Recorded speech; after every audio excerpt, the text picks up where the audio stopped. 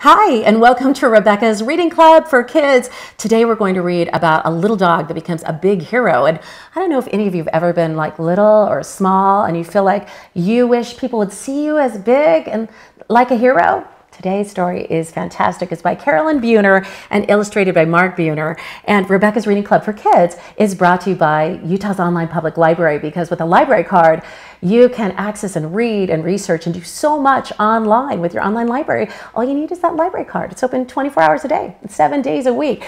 Are you ready for Dex, the heart of a hero? By the way, let me know where you're watching from, if you're on Facebook Live, and if you've got young kids you're going to share this with, and if you have a favorite story you'd like to share with me that I can add to Rebecca's Reading Club for Kids.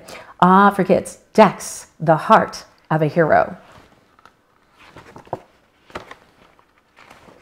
I have dogs, one's small and one's big, and they're both heroes. Dexter was a little dog. His legs were little, his tail was little, his body was little. He looked like a plump sausage sitting on 4 little meatballs. Being the size that he was, Dex was often overlooked. The other dogs grew tired of waiting for Dex to catch up when they played chase, and after a while, they forgot to invite him at all. No one really seemed to notice him, except when Clevis, the tomcat, demonstrated how he could stand right over Dex and not even ruffle his fur. I don't think Dex liked that. Yes, everything about Dex was little, except for his dreams. He wanted to be a hero. He could just see it. The mighty Dex flew up into the dark and starry night. See him dreaming to be a hero? But wanting and being are 2 different things. Dex lived on dreams until one day, after crawling out from under Clevis yet again, he decided there had to be more to life than gazing at the underside of a cat. There had to be more to him. If he could be a hero, he would. So Dex started training. He read every superhero comic book he could find. He watched every hero movie ever made. He went to the library. Furiously, he studied, knowing everything depended on him. Dex figured that a hero must have strong muscles. He needed exercise, and lots of it. Dex started trotting to the corner and back every morning. He hopped over every crack in this sidewalk. He struggled to climb the garbage pile, up and over and down, then over and down again. All day long he worked, day after day. Even at bedtime, when he wanted to flop on the rug with his tongue hanging out, Dex forced himself to circle 5 extra times. The mighty Dex pressed on through wind and rain and storm and fatigue. Those pictures are like comic book pictures because Dex dreams of being a hero. When it got easier to run to the corner and back, Dex did it again and then again. Then he dragged a sock filled with sand as he ran, then 2 socks. When Clevis was bored and stood in the middle of the sidewalk to block his way, Dex dropped to the ground and slid right under him. He was too busy to be bothered by Clevis. Dex was tired. He was sore. He was working so hard that he almost forgot what he was working for. But one night, as he dragged himself to bed after his last set of push-ups, Dex stopped in front of the mirror and flexed. He could feel them. He could see them. Muscles! Faster than a rolling ball, stronger than the toughest rawhide, able to leap tall fences in a single bound. Look at those muscles. Whoa. Now Dex didn't take the stairs. He skimmed them. He leaped over hydrants. He vaulted up curbs. He could jump over the garbage mountain without touching the top. He could run like the wind. He felt as if his legs had springs. Only one thing was missing. Finally, a small brown package arrived. Dex ripped it open. His hero's suit. It was red with a shiny green cape, and it fit like a glove. Dex loved the way it felt. He loved the way it looked, and he loved the feeling he had when he put it on. He was ready with the courage of a lion, the strength of a bear, and the heart of a hero. He looks ready, doesn't he? Nice suit. Dex. When Dex went out in his suit for the very first time, he looked up the street and down. He noticed a young pup trying to cross the street.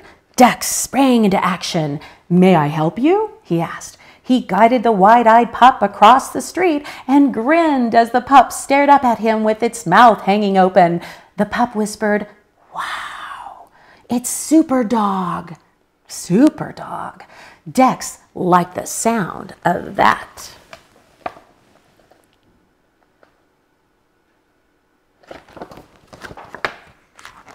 Of course, when Clevis saw Dex, he just had to comment, "Hey, Dex, where's the party?" And when he saw him a few days later, Clevis called out, "Look, everybody, it must be Halloween. Anybody got a treat for Dex?" Dex was so busy that he was able to ignore Clevis for the most part. The only time his face even got a little red was when Clevis yelled, "Where'd you get that dress up?"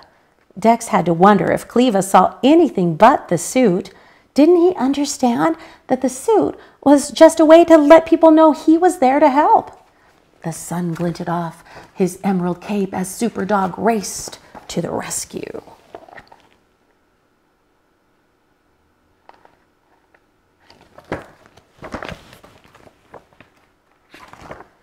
There was a mouse he saved from a sewer, a purse snatcher he tackled. He fixed his neighbor's sprinkler. He found a lost kitten, pulled a rat away from a live wire, tracked down a lost wallet, put out a trash fire, and organized a neighborhood cleanup day.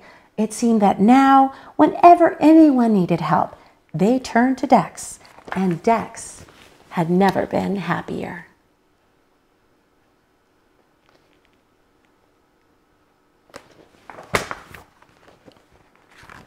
Late one evening, there was a banging at the door. When Dex answered, it seemed as if the whole neighborhood was yipping and yowling in a panic. "It's Clevis," they shouted. "He's stuck in the tree. Hurry, Dex, hurry." Dex raised his eyebrows. It was not like Clevis to move enough to get into any trouble. In a flash, he was dressed and ready. As he got closer, Dex could see Clevis. He had been chasing a squirrel to the top of the tree, but had slipped and was hanging by one claw from a slender branch. He was yowling for all he was worth. "I'm slipping!" Clevis screeched. "Help me!" Dex looked desperately around for something to climb on. There were no boxes or ladders, not even trash cans. Then Dex looked at the crowd. "Quick, everybody!" Dex shouted. "I've got an idea!" Dex leaped onto the end of the teeter-totter facing the tree, pushing it to the ground. "Everybody on the other end! 1, 2, 3!" All the animals jumped together on the other end of the teeter-totter, catapulting, boom, Dex into the air. He soared over the crowd, his ears and cape streaming out behind him. There they are on the teeter-totter. And there's the mighty Dex flew up into the dark and starry night.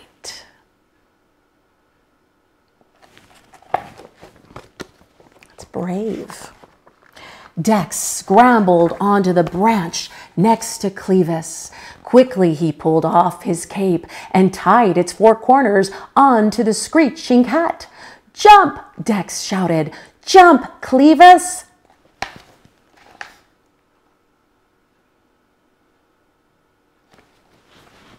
Let's get down.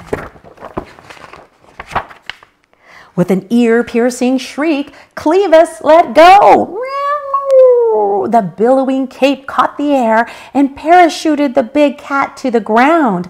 Dex backed up and slid to the ground amidst the cheers of the crowd. "Super Dog! Super Dog! Super Dog!"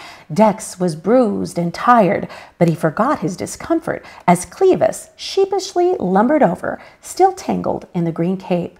"Thanks, Dex. You really are a hero. Can you see Clevis just parachuting down? Dex didn't think he could feel any better, but he did, just a little, the next day when Clevis sidled up next to him and whispered, "Say, Dex, could I be your partner?" Dex looked the big tomcat up and down. It would take a lot of work to turn Clevis into a hero. He could hardly wait. "Sure," said Dex with a grin. "Sure. With twice the brains and triple the brawn, our heroes forge on, ever ready to lend a helping paw." That's great. Dex is letting Clevis be a hero with him. I love that. The book is called Dex, The Heart of a Hero. Just an excellent one by Carolyn Buhner. And the illustration by Mark Buhner. And if you've missed our other previous reading times, so Rebecca's Reading Club for Kids, they're online on fm100.com. If you have those other stories you'd like me to read, please share them below and have a wonderful day.